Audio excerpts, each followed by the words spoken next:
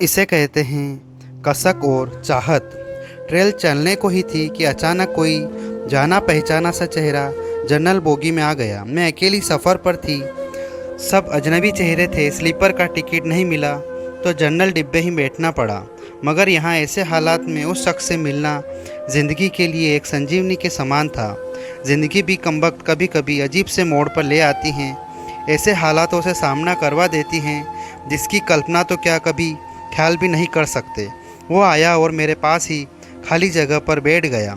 ना मेरी तरफ देखा, न पहचानने की कोशिश की। कुछ इंच की दूरी बनाकर चुपचाप पास आकर बैठ गया। बाहर सावन की रिमझिम लगी थी, इस कारण वो कुछ भीग गया था। मैंने कनखियों से नज़र बचाकर उसे देखा। उम्र के इस मोड़ पर भी कमबख्त वैसा का वैसा ही था। हाँ, कुछ भारी हो गया था मगर इतना ज़्यादा भी नहीं। फिर उसने जेब से चश्मा निकाला और मोबाइल में लग गया।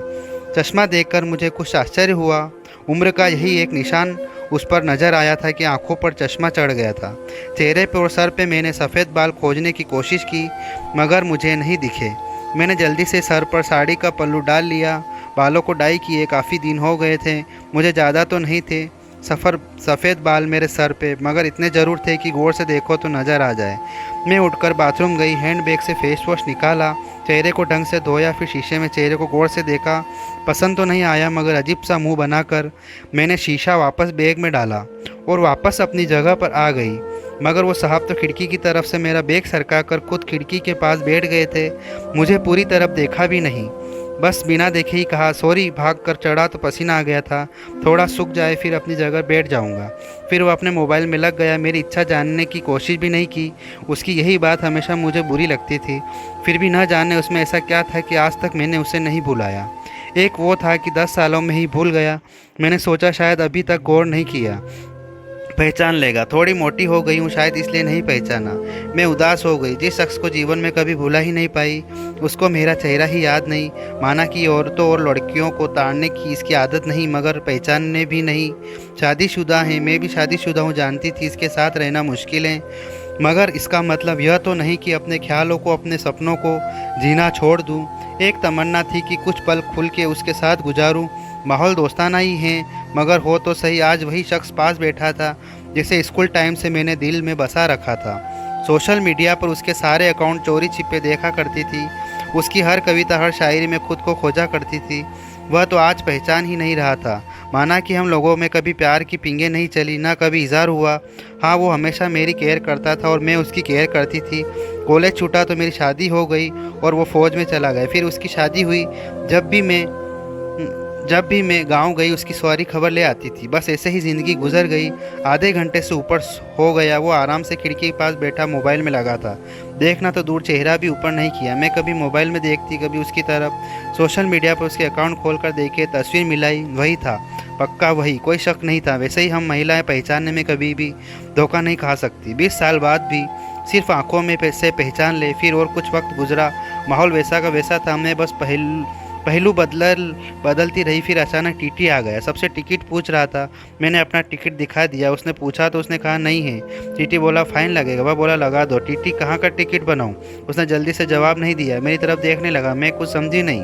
उसने मेरे हाथ में थामी टिकट को गौर से देखा, फिर टीटी से बोला कानपुर। टीटी ने कानपुर की टिकट बना कर दी और पैसे लेकर चला गया। वह फिर से मोबाइल में तल्लीन हो गया। आखिर मुझसे रहा नहीं गया। मैंने कुछ पूछ ही लिया, कानपुर में कहाँ रहते हो? वह मोबाइल में नज़रें गड़ाए हुए ही बोला कहीं नहीं। वह चुप हो गया तो मैं फिर बोली किस काम से जा रहे हो? वह बोला हाँ। अब मैं चुप हो गया। वह अजनबी की तरह बात कर रहा था। अजनबी से कुछ पूछ लूँ किस काम से जा रहे हो? कुछ देर चुप रहने के बाद फिर मैंने पूछ ही लिया वहाँ शायद आप नौकरी करते हो? उसने कहा नहीं। मैंने फिर हिम्मत करके पूछा तो किसी से मिलने जा रहे हो? वहीं संक्षिप्त उत्तर नहीं। आखिरी जवाब सुनकर मेरी हिम्मत नहीं हुई कि और पूछूं। अजीब आदमी था, बिना काम सफ़र कर रहा था। मैं मुंह में फेर कर अपने मोबाइल में लग गई। कुछ देर बाद खुद ही बोला ये भी पूछ लो क्यों जा रहे हो कानपुर? मेरे मुंह से जल्दी से निकला बताओ क्यों जा रहे हो? फिर अपने ही उतावलेपन पर मुझे शर्म सी आ गई। उसने थोड़ा सा मुस्कुराते हुए कहा एक पुरानी दोस्त मिल गई है जो आज अकेले सफ़र पर जा रही थी। फौजी आदमी हूँ, सुरक्षा करना मेरा कर्तव्य है, अकेले कैसे जाने देता, इसलिए उसे कानपुर तक छोड़ने जा रहा हूँ। इतना सुनकर मेरा दिल जोर से धड़का। नॉर्मल नहीं रह सकी मैं, मगर मन के भावों को दबाने का असफल प्रयत्न करते हुए मैंने हिम्मत करके पूछा कहाँ है वो दोस्त कमबख्त। फिर मुस्कुराता हुआ बोला, यही मेरे पास बैठी है ना। इतना सुनकर मेरे सब कुछ समझ में आ गया कि क्यों उसने टिकट नहीं लिया, क्योंकि उसे तो पता ही नहीं था कि मैं कहाँ जा रही हूँ। सिर्फ और सिर्फ मेरे लिए वह दिल्ली से कानपुर का सफ़र कर रहा था। जानकर इतनी खुशी मिली कि आंखों में आंसू आ गए। दिल के भीतर एक गोला सा बना और फट गया। परिणाम में आंखें तो भीगनी ही थी। बोला, रो क्यों रहे हो? मैं बस इतना ही कह पाई, तुम मर्द हो नहीं समझ सकते। वह बोला, क्योंकि थोड़ा बहुत कुछ लिख लेता हूँ, इसलिए एक कवि और लेखक भी हूँ, सब समझ सकता हूँ। मैंने खुद को संभालते हुए कहा, शुक्रिया मुझे पहचानने के लिए और मेरे लिए इतना टाइम निकालने के लिए। वह बोला, प्लेटफॉर्म पर अकेली घूम रही थी, कोई साथ नहीं दिखा तो आना पड़ा। कल ही रक्षाबंधन था, इसलिए बहुत भीड़ है, तुमको यूँ अकेले सफ़र नहीं करना चाहिए। क्या करती, उनको छुट्टी नहीं मिल रही थी और भाई यहाँ दिल्ली में आकर बस गए। राखी बांधने तो आना ही था। मैंने मजबूरी बताई। ऐसे भाइयों को राखी बांधने आई हो जिनको ये भी फिक्र नहीं कि बहन इतना लंबा सफ़र अकेले कैसे करेगी। भाई शादी के बाद भाई रहे ही नहीं, भाभियों के हो गए, मम्मी पापा रहे नहीं, कहकर मैं उदास हो गई। वह फिर बोला, तो पति को तो समझना चाहिए, उनकी बहुत बिजी लाइफ है, मैं ज़्यादा डिस्टर्ब नहीं करती और आजकल इतना खतरा नहीं रहा, कर लेती हूँ मैं अकेले सफ़र। तुम अपनी सुनाओ, कैसे हो? अच्छा हूँ, कट रही है ज़िंदगी मेरी। याद आती थी क्या? मैंने हिम्मत करके पूछा।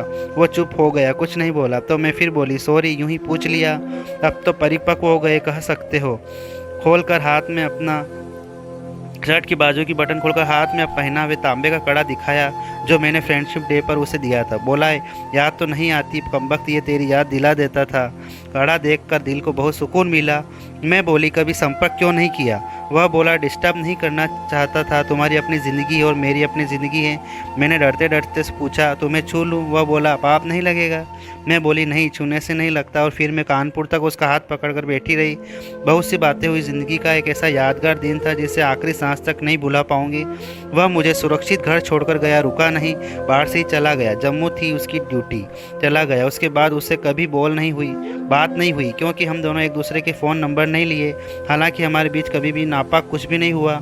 एक पवित्र सा रिश्ता था, मगर रिश्ता की गरिमा बनाए रखना जरूरी था। फिर ठीक 1 महीने बाद मैंने अखबार में पढ़ा कि वो देश के लिए शहीद हो गया। क्या गुजरी होगी मुझ पर वर्णन नहीं कर सकती, उसके परिवार पर क्या गुजरी होगी पता नहीं। लोग लाज के डर से मैं उसके अंतिम दर्शन भी नहीं कर सकी। आज उससे मिले 1 साल हो गया है। आज भी रक्षाबंधन का दूसरा दिन है। आज भी सफ़र कर रही थी, दिल्ली से कानपुर जा रही हूँ। जानबूझकर जनरल डिब्बे का टिकट लिया है। मैंने अकेले ही हूँ, ना जाने दिल को क्यों आस पाले बैठा है कि आज फिर आएगा और पसीना सुखाने के लिए उसी खिड़की के पास बैठेगा। एक सफ़र वो था जिसमें कोई हम सफ़र था, एक सफ़र आज है जिसमें उसकी यादें हम सफ़र है। बाकी ज़िंदगी का सफ़र जारी है। देखते हैं कौन मिलता है, कौन साथ छोड़ता है। Please my channel share and subscribe my channel. Thank you दोस्तों।